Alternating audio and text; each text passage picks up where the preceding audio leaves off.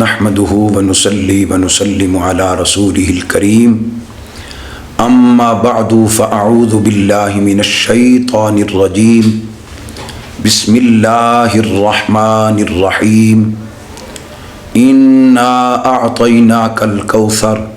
فصل لربك وانحر ان شانئك هو الابتر صدق اللہ العظیم۔ معزز سامعین، برادران دین، امت بہترین، حاضرین خلقت، مجلس بابرکت، ماہ رمضان المبارک جہاں اپنے دامن میں رحمتیں، برکتیں، سعادتیں لے کر آتا ہے، وہاں ماہ رمضان اپنے دامن میں بہت ساری یادیں بھی لے کر آتا ہے۔ اس پیغام رمضان میں جو کہ خصوصی کاوش ہے، محنت ہے، گدائے در بطول جناب حاجی عبید اللہ گلشن صاحب کی، اللہ ان کو جزائے خیر عطا فرمائے کہ جن کے دل میں اللہ نے یہ محبت ڈالی ہے کہ لوگوں تک پیغام رمضان پہنچایا جائے تاکہ لوگوں کو دین کی باتیں سن کر فائدہ ہو اور ان کے اندر اللہ تعالیٰ کی محبت، اللہ تعالیٰ کے محبوب صلی اللہ علیہ وسلم کی محبت، اہل بیت اطہار کی محبت اور صحابہ کرام کی محبت پیدا ہو۔ تو میں نے عرض کیا ہے کہ ماہ رمضان المبارک اپنے دامن میں بہت سی یادیں لے کر آتا ہے، جن میں پہلے عشرے میں عظیم یاد 3 رمضان المبارک کو مخدومہ کونین، مادر حسنین، ملکہ ملک سخاوت، مطلع چرخ کرامت، پیکر صبر و رضا اور پیکر شرم و حیا، سیدہ طیبہ طاہرہ حضرت فاطمۃ الزہرا سلام اللہ علیہا کی یاد ہے کہ 3 رمضان المبارک کو آپ کا وصال با کمال ہوا۔ تو اسی سلسلے میں بارگاہ سیدہ عالم میں ہم اپنی غلامی اور نیاز مندی پیش کرنا چاہتے ہیں، کیونکہ اس کی اہمیت بڑی ہے۔ میرے آقا کریم علیہ السلام نے فرمایا من صلی صلاۃً، جو نمازی نماز پڑھے، ولم یصلی فیہا، اور نماز میں درود نہ پڑھے، علیہ، مجھ پر، وعلی اہل بیتی، اور میری اہل بیت پر، میرے آقا فرماتے ہیں لم تقبل منہ، اس کی نماز قبول نہیں۔ آل رسول پر جب تک درود پاک نہیں پڑھا جائے گا تو نماز قبول نہیں ہوگی۔ تو سیدہ عالم، مخدومہ کائنات تو وہ ہیں کہ جن کو میرے آقا نے فرمایا فاطمہ میرے جگر کا ٹکڑا ہے، جس نبی کے قدموں سے نالین لگ جائے تو اس نالین کی یہ شان ہے کہ سر پہ رکھنے کو مل جائے اگر نال پاک حضور تو پھر کہیں گے کہ ہاں تاجدار ہم بھی ہیں۔ جس محبوب کے مبارک قدموں سے لگنے والی نالین کی یہ شان ہے تو جو میرے نبی کے جگر کا ٹکڑا ہے، ام الحسنین ہے، اس کا کیا مقام ہوگا۔ تو حرم علی ہے اور بیٹی نبی کی، تو حرم علی ہے اور بیٹی نبی کی، 2 جگ میں ہے تیری توقیر فاطمہ، 2 جگ میں ہے تیری توقیر فاطمہ۔ سیدہ عالم کی شان و عظمت کما حقہ کوئی بیان نہیں کر سکتا۔ سیدہ عالم کی عظمت حقیقت میں یا خدا جانتا ہے یا اس کا پیارا حبیب مصطفیٰ جانتا ہے۔ ہم تو غلامی کرنی ہے، نوکری کرنی ہے، آپ کے حضور سلام عقیدت پیش کر کے آپ کی اور آپ کے بابا جان کی شفاعت حاصل کرنے کے لیے چند باتیں عرض کرنی ہیں۔ سیدہ عالم کی مبارک زندگی کا ہر پہلو بے مثل و بے مثال ہے۔ آپ سلام اللہ علیہا کی عبادت دیکھیں تو پوری رات سجدے میں گزار دیتی ہیں، رات ختم ہو جاتی ہے لیکن مخدومہ کونین کا سجدہ ختم نہیں ہوتا۔ عبادت کا یہ عالم ہے۔ تلاوت کا کیا عالم ہے کہ چکی پیس رہی ہیں تو قرآن پڑھ رہی ہیں۔ اپنے بیٹوں کو لوری دے رہی ہیں تو قرآن پڑھ رہی ہیں، آٹا گوندھ رہی ہیں تو قرآن پڑھ رہی ہیں،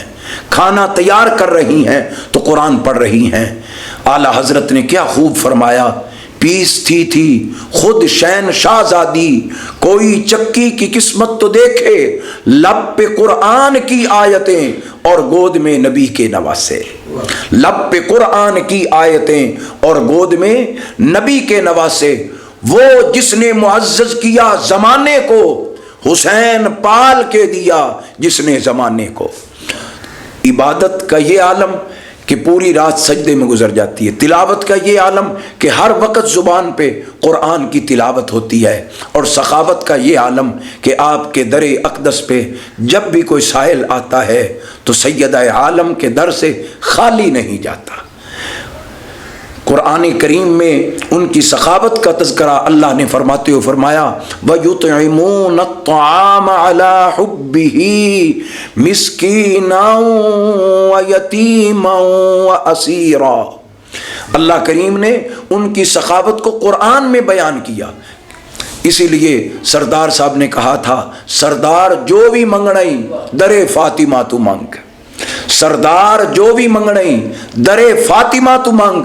مختار کل دی بیٹی ہے مختار فاطمہ، میرے نبی دا چین تے قرار فاطمہ، مولا علی دے گھر دا سنگار فاطمہ۔ سیدہ عالم کا شرم و حیا کیسا ہے کہ ایک دن امی خدیجۃ الکبریٰ رضی اللہ تعالی عنہا محسنہ اسلام، آپ نے